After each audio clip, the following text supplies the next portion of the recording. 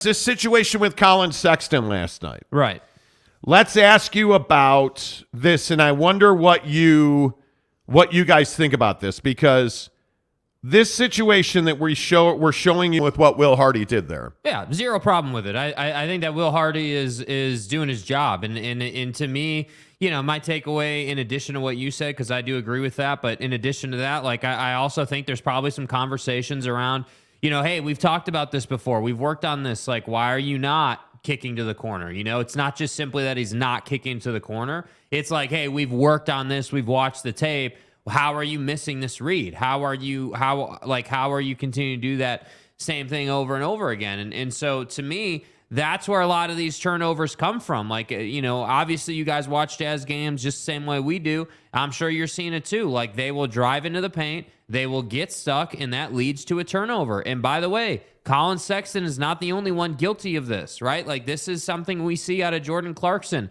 We see it regularly out of Mike Conley. So that's why I'm saying, like, Will Hardy understands that they should be winning more of these games than they are winning. And I think he's not going to give Collin Sexton a free pass. Like, obviously this is part of his development. So I was perfectly fine with it. I thought it was absolutely spot on. Yeah, I think the interesting part of this is that everybody goes to the negative on these things. I'm telling you that this is not at all negative. This is Will Hardy doing his job. And I think one of the things, that we've seen in the past under, the Quinn Snyder regime was that we didn't see enough of this.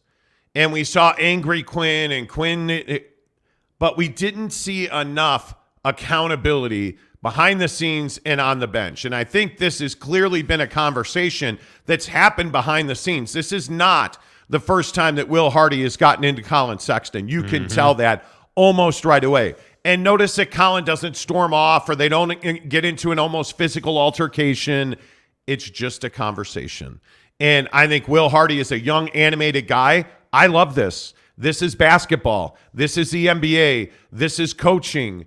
This is everything you want on your basketball team. And I saw the people on Twitter last night saying, the Jazz are coming apart. Au contraire, mon frere. This is not the Utah Jazz coming apart. When you look at this altercation on the bench, people aren't coming to step, is doing most of the talking, but you can also see that. And Will is allowing Collin Sexton to talk, and I think that's great. This is normal basketball. Yeah. This is not dysfunctional. This is not a problem. This is what you want to see out of your basketball coach. And we run from this stuff, and I don't understand it. We immediately want to go to, oh, my God, instead of, all right, let's go. Now we know we have a coach that people respect and listen to.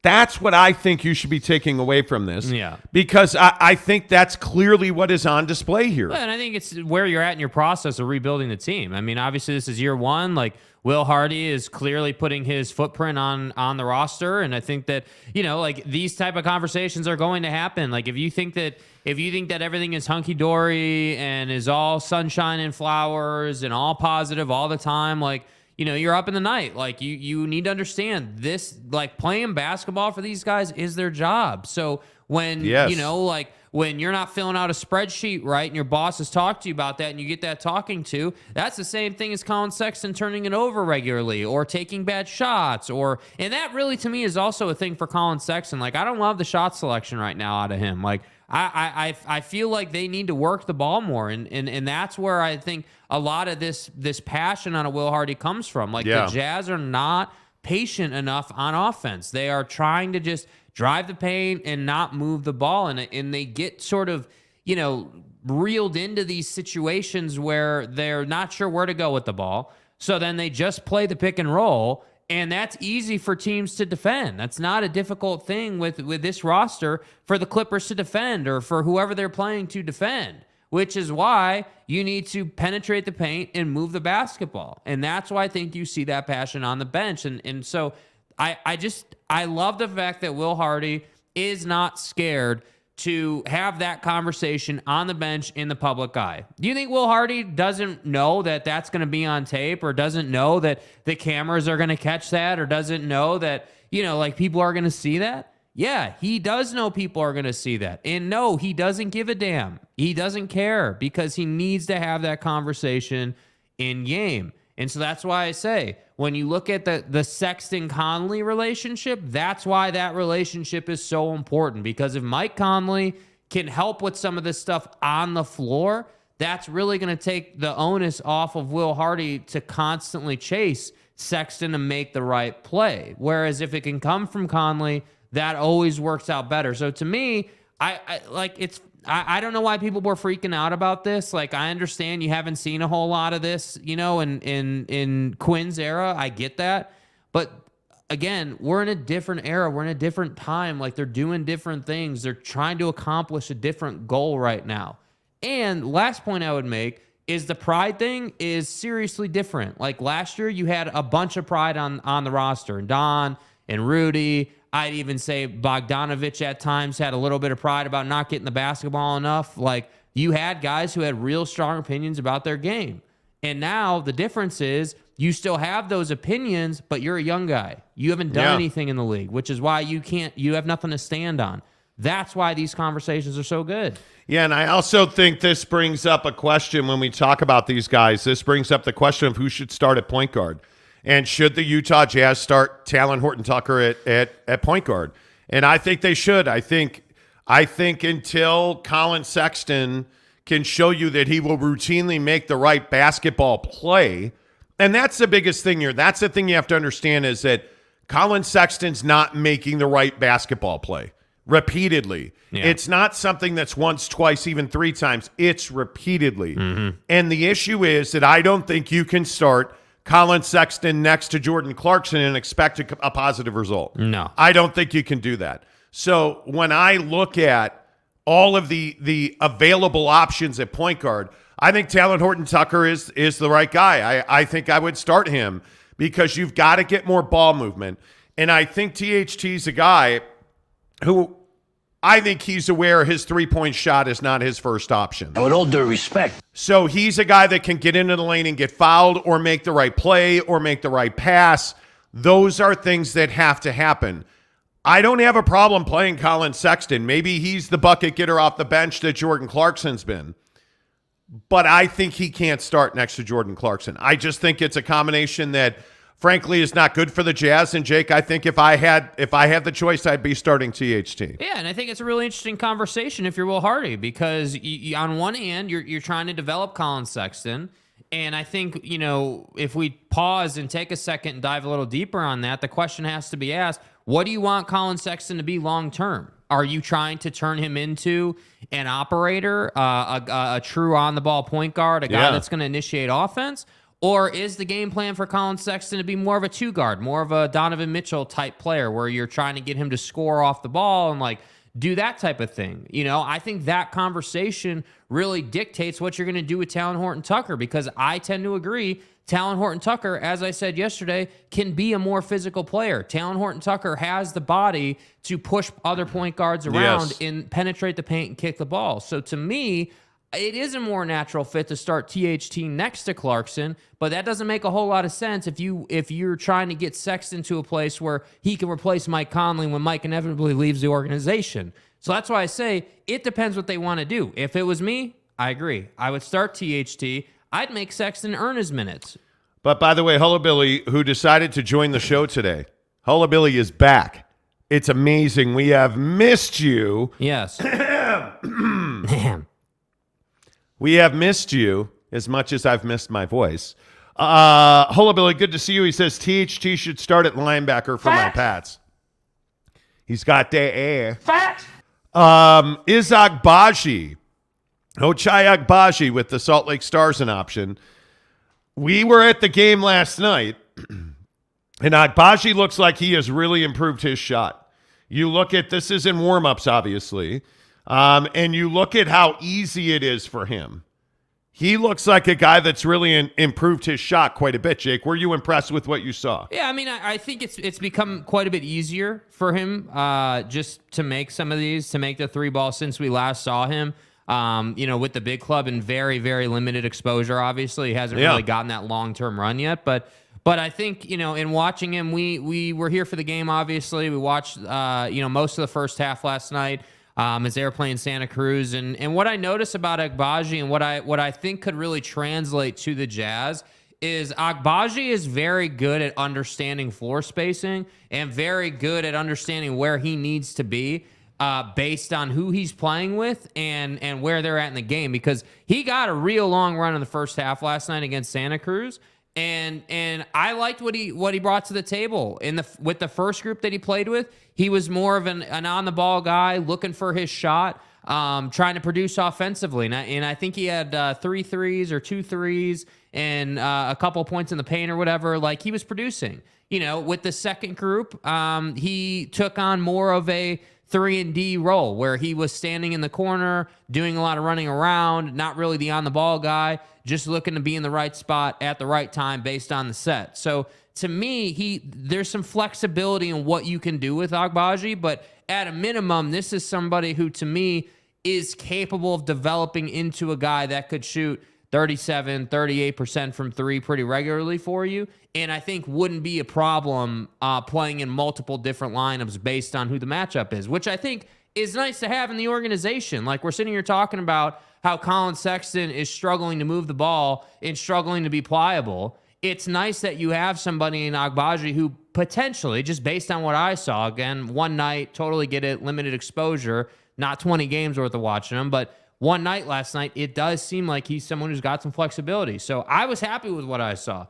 I hope that, by the end of the season, he does get some minutes with the Jazz, but we'll see how they handle him. By the way, the Salt Lake Stars shoot a hell of a lot of threes. They lost last night. Yeah. They shot 13 of 46. They did not shoot well last night. Ochai Agbaji, 4 of 13. 20 points, 3 rebounds, 0 dimes, 2 steals, 1 turnover. Mm-hmm. Led by Paris Bass last night. So, hey, by the way, they played the Santa Cruz Warriors. Dude. James Wiseman is a physical freak. My guy, who I was really excited to see, James Wiseman is an absolute stud. Like, his arms are so long. Yeah. I mean, you're just not going to stop him. And those movement drills that you're seeing him go through last night are pretty freaking remarkable. Yeah. He's a terrible defender. Yeah. I mean, he's just not an instinctual defender. Yeah, his issue is he doesn't know where he should be based on where the ball is. That's the problem. Like, he doesn't know, okay, the ball is on the far wing. Where's my guy trying to go? Like, he has no ability to do that. And that to me is what's really interesting in the league, because you think about, like, if I use Rudy Gobert as an example, Rudy is tremendous at understanding where other guys are, in space. He's not great playing man-to-man defense, in my opinion, but he understands space, and he understands, okay, the ball's here, this guy's over there, I need to jump now. Like, he understands that, and Wiseman really struggles with that. And I do think, I love watching Wiseman play, but with all due respect, he needs to humble himself a little bit. Like, there were a couple moments, just even in shoot around, like even in pregame, like where like, he was trying to shoot a ball and a rebound came off and hit the ball he was trying to shoot out of his hands. Yeah. And he got annoyed by that. And it's like, dude, like just chill out, man. Like humble yourself, and that to me is a big part of why he's there. Yeah, I agree. Thank you, by the way, to everybody who's texting me saying, hey, we can't hear you. Yes, thank you. Thank you. Appreciate that. You. We had a small technical snafu, so I appreciate that. What's up, Neville93 says, can you show us that video again? I'm assuming you want Will Hardy and Colin. Offensive potential. That's the problem. He doesn't have what Donovan Mitchell has naturally within his body. That's the thing. So he has to make the smarter play. Yeah, by the way, did anybody see Donovan Mitchell snatch a double-double last night? Away from Evan Mobley. Jared Allen was pissed. The last rebound of the game, Evan Mobley's got 10 points and 9 rebounds. Donovan goes up and snatches it from Evan Mobley. Yeah, Jared Allen was not amused. Yeah. But what are you going to do when Donovan Mitchell scores 29 points, 9 dimes, 3 steals? Yeah. 4 of 8 from 3. I mean, again, I will just say, Donovan Mitchell averaging 30 points and 6 dimes. Mm-hmm. The guy's an MVP candidate. Yep. I don't know how else you. I don't even know how else you look at that. Yeah. I mean, Don is a stud. What's up, Lopes fan? Gabe, thanks for the nut shot video. for Monday Night Football last night that you sent us. Appreciate that.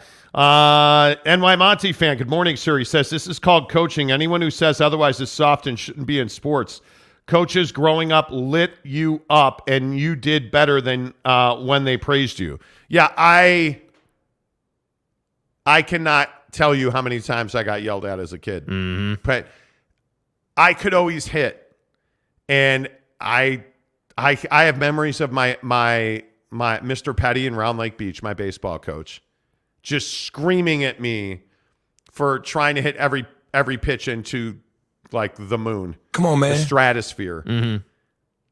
But I tell you what, I can also remember him saying, you're not going to be on this team if you don't hit the ball through the right side. I vividly remember that. That has to happen. Yes. If you don't understand that you are competing every single rep, you're not going to get better. Keep it real. You're not going to get better. Let's see. Dominion Small says Rudy Gay is the missing piece for the Jazz. Just kidding. Just kidding. Yeah, no, he's not. NY Monty fan says, good to see you, Hullabilly. Yes, it is. San Diego State managers get the job done. Leaders get the job done the right way. That is what Hardy was exhibiting, leadership. Totally agree. Yeah. Totally agree. Jackson says, to me, it's clear Kelly Olynyk is your starting point guard. Totally agree. Hey, guys. Totally agree. Kelly Olynyk, yes. Like 15 dimes a game. He probably's got to change the headband out once a game. Yeah. David Morris says, maybe Sexton shouldn't start. He does well in his bench role, but I don't know the answer. I think he played his way out of a starting spot last night. Well, but I also think that, we can't lose sight of the fact that, like, this is where you're at. Like, you should be happy that they're experimenting with a guy like Collin Sexton. Like, you should be happy that they're trying to push the boundaries of what he can do right now. Because, again, if you just pigeonhole him into a bench role, he's going to be a bench player, right? That's what he's going to develop into. If he gets used to being a bench player, that's what he's going to be. If you say, hey, the expectation is you're going to be a starting guard for us, whether that's point or shooting, you're going to be a starting guard for us, and we need to figure out what it's going to take for you to play 35 minutes a night, then that's what he's going to turn into, and there's going to be a need for conversations on the bench like we saw last night. So that's why I say, like, I was truly surprised. Everyone's like, oh, man, like, they're fighting on the bench, like, panic time. Like, I just didn't understand it. I felt like, hey, Quinn Snyder never broke through this barrier with his players. And I get it, different group, tons of veterans, Western Conference Finals aspirations, totally get it, different time, right? Different energy, I get it. But at the same time, how valuable would it have been if we'd have seen this out of Quinn with Donovan, right? If there would have been that relationship. And that's what I'm saying. Will Hardy is starting early. He understands this is a long-term play, and that Collin Sexton is going to be here, and he's got to establish that relationship. And so that's why I think it was incredibly important he did that. Yeah, I agree. Jazz Talk on the Monty Show is presented by our good friends at TryDayTrading.com/Monty. TryDayTrading.com/Monty. I'm telling you, day trading is a legitimate way for you to build a side hustle and make that money you've always wanted to make. And if you don't want to take my word for it, how about you take Alema Harrington's word? Alema Harrington here. I've been in the broadcast business going on 30 years now. And after that amount of time, you start to be able to pick some winners. I want to share a winner that I'm aware of with you, and that is my guys at Tri-Day Trading. They're going to teach you how to trade, and then they're going to let you trade using their money and then split the profits with you. That's a pretty winning deal. If you want to register for a free webinar, all you have to do is go to TryDayTrading.com/Monty. So for more information, it's TryDayTrading.com/Monty. We'll see you there. There you go. Alema Harrington tells you what I tell you every day. TryDayTrading.com/Monty. It is great. We have several people from this show that are in the program, the program right now. Thank you, the program. At Tri-Day Trading. And as Alema said, the best part about Tri-Day Trading is when you're through their program. You actually start making your first trades with their money, not your own money. And if you make money with Tri-Day Trading's money, you're going to split the profit with you. So get there now. Watch the free webinar. That's all I'm asking you to do. Get to TryDayTrading.com/Monty. sign up for the webinar, and watch it and then make a decision.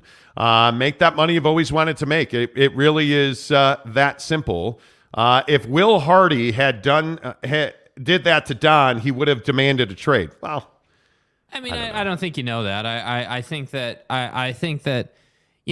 Donovan Mitchell, likes himself some Donovan Mitchell, and there's nothing wrong with that. But I also think that just like James Wiseman is being humbled in the G League, I think that there are certain guys, and I think Don rides this line from time to time. Sometimes he steps over it, sometimes he's on it, sometimes he's behind it. And when you're stepping over it, your head coach has to be man enough to come to you and step to you and say, hey, man, this isn't good enough, and you aren't the best in the league right now. That's right. Right? And I think that's where, when you think about the relationship Steve Kerr and Steph have, I guarantee you, Steve Kerr and Steph have had extremely difficult conversations about, where Steph's doing this wrong or that wrong or whatever. The difference is that Steph wants those conversations, and that's what makes Steph great. You look at Donovan, and him and Quinn didn't have, in my opinion, the kind of relationship that Will Hardy has with this group. And that's why I'm saying, I still maintain, yeah, you lost last night. Yes, you did.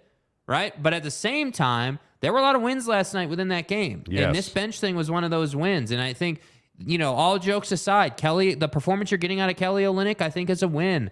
I think, watching Walker Kessler, battle these bigs and lose some of those matchups, but obviously grow from the matchup is a win. And that's what I'm saying.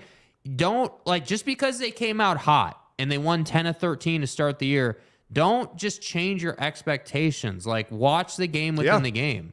Yeah, I think it's easy to ebb and flow. This team's going to be fine. This team is going to be fine.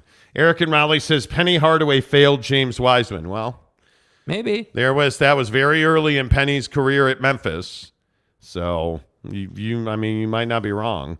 NY Monty fan says, I don't see anything wrong with that clip. I think it's just coaching, and credit to Sexton for having the desire to be better and not get upset, as Monty already said. Yeah, I totally agree.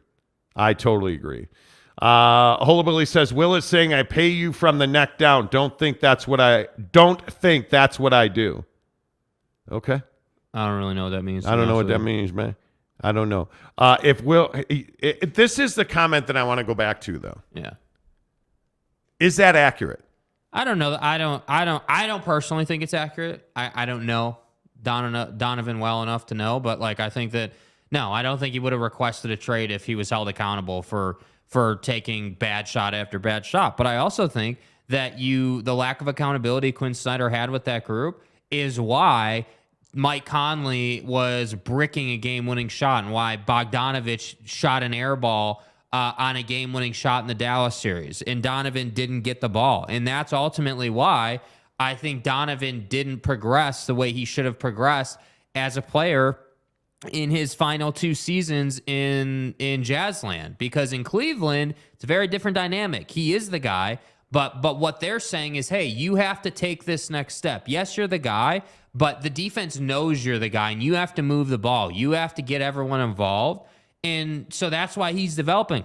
That's why he's getting 29, 35 points a night. That's why he's in that range, because he's constantly got the ball and he's constantly engaged mentally. And I'm telling you, that really, really matters as far as scoring and staying in the flow of the game. And it's a big deal. So I don't think he would have demanded a trade. I think that guys know, Devin Booker right now knows what he's going to do in 2 seasons. Yes. He knows. He already knows if he's going to ask for a trade, or hey, if we don't make the Western Conference Finals this year, I'm going to ask out, or these guys know what they're going to do, man. Look no further than Kevin Durant and Kyrie to Brooklyn, right? That was a 2-year in the cooker situation. So that's what I'm saying. I just don't agree with that comment, Billy, but I understand where you might get those thoughts from. Yeah, I don't know. Eric Raleigh says Penny coached Wiseman in AAU. That's how Wiseman ended up at Memphis. Well, I think Penny coached Wiseman in high school, and Wiseman should have gone, I think it was to Kansas or Kentucky. He should have gone to Kansas or Kentucky. He was the number 1 player in his high school class. And I just think he got hurt right out of the gate at Memphis. It was just a disaster. Yeah. The whole thing, he wound up trying, he followed Penny to Memphis, and It was a mess. It was a mess. Holabilly says, I am controversy central and I embrace it. Well, you know. Yeah, well, that's true too. Besides Tanner, LOL, exactly. Well, Don doesn't come off as spoiled enough to ask for a trade after a critical conversation, Mike Maple says. And that's the thing. Like, I just think Donovan Mitchell will never be respected by Jazz fans. I don't think Jazz fans realize the contribution he made to this team. And I just think Jazz fans will never respect Don. Mm-hmm. And I don't. That's my opinion. Josh says Don has better players around him in Cleveland. That helps him out. Yeah, absolutely. No doubt about that. Mike Maples, no, I missed that one. NY Monty fan says this also speaks to the intangibles that are Mike Conley. He is such a smart basketball player, all-around good guy, probably likes his pellet grill like we do. Well, yeah, well, you know what I'm saying? Like, I mean, certainly you miss Mike Conley. Your point guard of the future is clearly not on the roster. Right. Because it's not Collin Sexton. Facts. I don't know that he's ever been that guy. But I think that, Mike Conley, this is the ultimate conundrum with Mike Conley. And it is that Mike is super talented. He's really good when he's healthy, but Mike Conley's hurt too much. I always say it, water's wet and Mike Conley's hurt. Like, it's obvious. It's going to happen. It's the truth. It's the reality. And it's the frustrating part of the last couple of years that he's been here. He's been hurt for some of the biggest games that this team has played. And his impact on the club and on the floor has been noticed, felt, and missed. And it's one of the most frustrating things about Mike Conley, as he's not been able to stay healthy for the biggest moments. And that's why I say I just don't think that guy who's going to be your point guard of the future is on the team now, because I don't think it's Alexander Walker. I don't think it's THT or Collin Sexton or Jordan Clarkson, or certainly not Mike Conley at his stage of his career. Mm-hmm. Like, that's one of the positions you have to address. You have to go get a floor general, right? So I think every great team has one. That's why, for instance, the Lakers sputter, or whoever you want to point to. Mm-hmm. It's why Golden State's so good, because they have Steph. Or it's why the Knicks went out and overpaid to get Jalen Brunson, if you will. The Jazz don't have that. And they will. I think they will. But right now, I think you're going to see it's going to be a hodgepodge. My guess is when they get back on the floor against the Pistons, that it's going to be Talon Horton-Tucker. That would be my guess. Tomorrow night at 7, Jake. I think THT probably starts at point. Yeah, I think that's something you got to look for. I think that, if he decides to go with THT in the starting lineup, I think you're also putting yourself in a position where if THT doesn't play well, now you've got a real controversy on your hands, because now you're going to start a guy, but you're only going to play him 5-6 minutes. You're going to bring the other guy in. You're going to rotate him through the game and make him earn minutes. And I think that's great. Like, I don't think there's anything wrong with that. That's certainly not a huge issue, but it'd just be nice if Talon Horton-Tucker came in, ran the floor, made the right play regularly, did his job, and everything kind of slotted together. And then you could find, development pieces for Collin Sexton. That's what I think you want to happen. But we'll see. I mean, again, Talon Horton-Tucker, the issues with Talon Horton-Tucker are, in my opinion, he gets too three-point happy. He settles too often for the three-point shot. And yes, it goes in enough to justify shooting it, but it doesn't go in at a rate where you expect it to go in every time. So he's one of those guys that's in between. So again, if I'm Will Hardy with Talon Horton-Tucker, my message to him is, yes, look for your shot, but understand we have to run offense. We have to get into the paint. We got to get the ball moving to generate good looks. And 9 times out of 10, if you move the ball, it will come back to you. So that'd be my message to him. Well, and I think this comment right here is incredibly interesting. Alex Cooley says teams being able to shut Jazz offense down in zone is concerning. Vando is a faster, shorter Gobert. I think that zone is a very interesting principle in the NBA. And I think you're seeing a lot more teams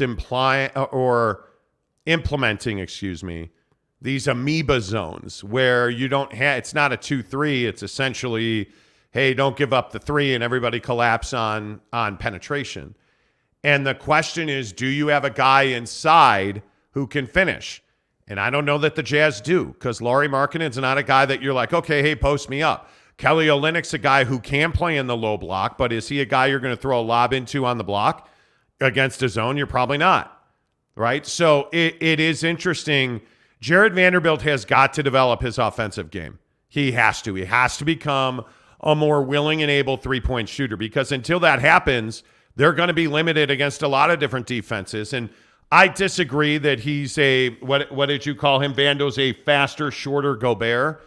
I think he is a dynamic defensive player. The problem is Vando's very limited offensively. The three-point shot is very mechanical. He doesn't have a real soft touch around the rim. Like everybody else who plays basketball, he can dunk. Yeah. But you need more than that now, and you need the ability to step through. You need a fadeaway. You need a bag of tricks in the paint, and he doesn't necessarily have that. Yeah. And in today's NBA, I know we're getting away from those guys, but a lot of power forwards have that. It's why the mid-range game is so critically important. Look and at why Giannis. Look at Giannis. Like Giannis is that same guy who didn't have really an offensive game outside of driving, right? He was an elite player typically off of his right hand early in his career, driving to the basket.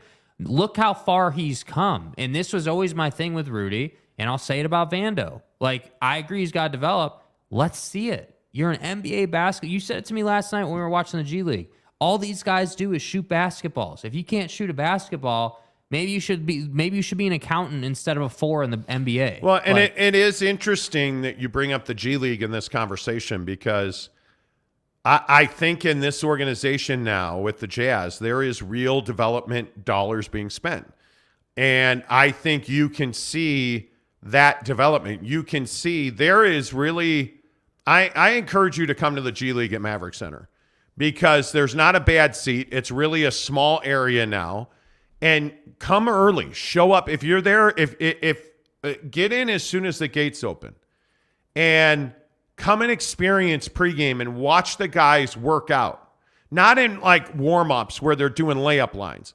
If you come early enough and you look at, like I look at this James Wiseman video, that we have. Like, this is him working on positioning and understanding where he has to be against where the ball handler is, right? And where the defender is, and creating space. And like, you look at that, you have to understand that that's development that's happening on the floor, because teams don't practice very much anymore. And you look at this Agbaji stuff, right? The different angles, they're shooting 2 quick threes. Like, he'll make that one there, and then look at that. Immediately they give him another one. He slides across the arc there, shoots from a different angle. Like, that's what you're seeing in the G League, because you don't get a whole lot of that at the NBA level. And it's unfortunate with how many back-to-backs there are, and, every other night. Yeah. You can't have your guys on the floor every single day, because by the time January rolls around, they're going to be dead on their feet. Yeah. So for guys like Ochai Agbaji sitting on the bench in the NBA, the reason they send him down to the G League is because you want him to get game minutes, but you also need that developmental time. Facts. Because they're playing 2 games a week. Usually, like they played Monday night and Tuesday night, and then I think they're off for an entire week until Scoot Henderson and G League Ignite show up next Monday. Yeah. So that's why the G League's really important, and you're seeing that development. The question is, how do you develop a guy like Collin Sexton at the NBA level? I think that is a big, big deal. That is a big, big question, and it's one they're going to have to answer, because I think you absolutely have to find a way to get him development. There's just, you cannot continue to deal with the issues that you're dealing with now with him, because Will Hardy's going to run out of patience.